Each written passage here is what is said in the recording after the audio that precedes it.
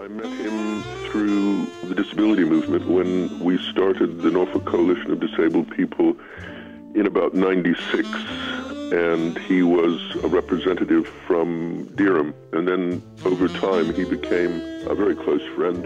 Yeah, I mean, it wasn't a shock because he'd been ill for quite some time, but... What kind of person was he?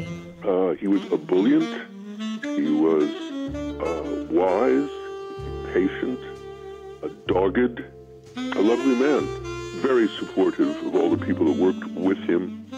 He was really the heart and soul of our organization for many, many years.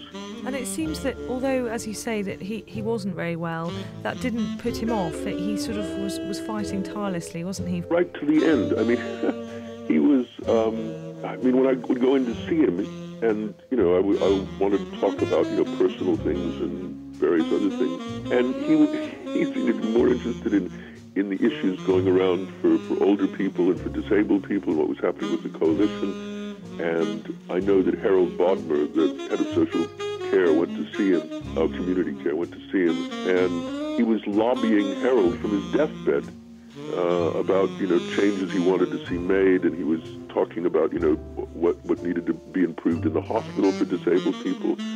So, you know, he sort of went down fighting the fight he'd been fighting for years.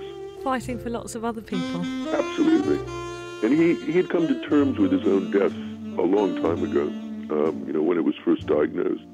And, you know, he was a good age. He was 81. He had a good life. How will you most fondly remember him? Just the way he was. And the thing that I'll miss about Alan the most is when you called him up on the phone, he always sounded so delighted to hear from you, even probably when he wasn't.